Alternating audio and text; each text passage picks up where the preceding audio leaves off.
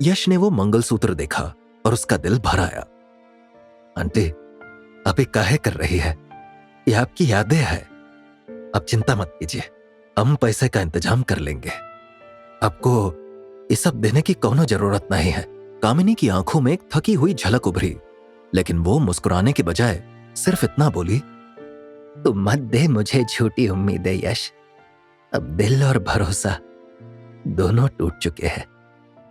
इतना कहकर वो धीरे से मुड़ी और बिना कुछ सुने वहां से चली गई, जबकि यश वहीं दरवाजे पर खड़ा रह गया, उस मंगलसूत्र को देखते हुए जिसे एक औरत ने मजबूरी में अपने आत्मसम्मान के लिए गिरवी रखने की बात की थी। कामिनी श्रुति को साथ लेकर मंदिर चली गई थी। यश ने जल्दी जल्दी तैयार होकर रघु से मिलने का मन बना लिया, और जैसे ही दरवाजा खोला, एक काली चमचमाती कार उसके सामने आकर रुक गई। ब्रेक की आवाज हल्की थी, लेकिन यश का दिल जोर से धड़क उठा। कार की नंबर प्लेट पर उसकी नजर गई और उसके चेहरे के भाव एकदम बदल गए। अरे बाप रे, यहां क्या कर रही है?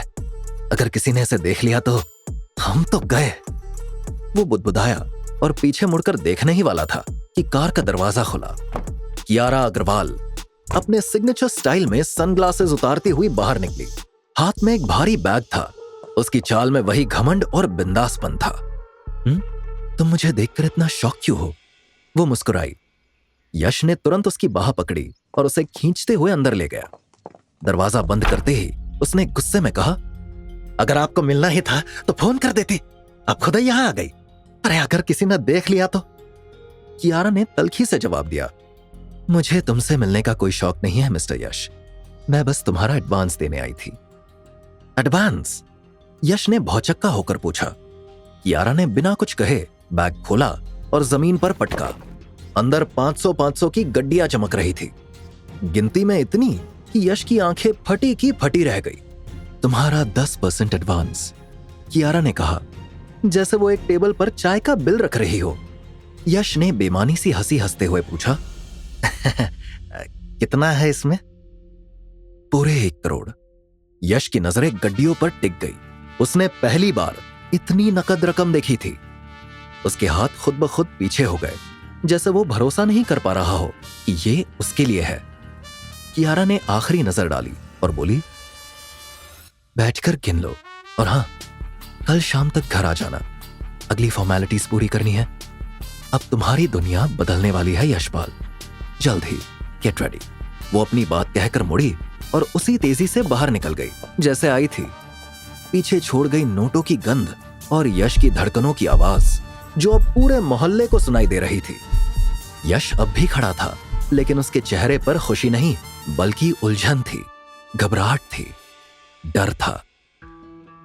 दुनिया तो बदलने वाली है, उसने मन ही मन दोहराया, लेकिन फिर एक सवाल खुद से पूछा, पर क्या इस बदली हुई दुनिया में हम टिक पाएंगे?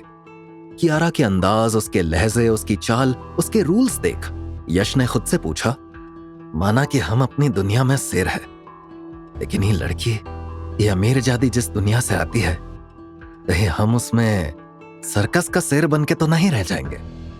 कियारा के वहां से जाने के बाद यश ने पैसों का बैग उठाकर अपने कमरे में जाकर बिस्तर पर रखा कि तभी उसके कमरे के दरवाजे पर दस्तक हुई। यश चौंक गया। उसने जल्दी से पैसों का बैग छुपा दिया और दरवाजा खोला तो फैजान उसके सामने खड़ा हुआ था। फैजान ने खुश होकर यश को गले लगा लिया और कहा, मेरे को जैसे ही कामिनी आंटी से पता चला कि तुम छूट कर आ गए हो, मैं भागता हुआ आ गया। लेकिन तू छूटा कैसे? यश ने धीमी आवाज में कहा, वो सब छोड़ो, ये बताओ, हमारी बेल के लिए तुमने अनाथ आश्रम वाले अकाउंट से पैसे तो नहीं निकाले ना? फैजान ने ना में सिर हिलाया और कहा, तुम्हारे मना करने के बाद मेरी हिम्मत, यश भाई के आगे कोई बोल सकता है क्या?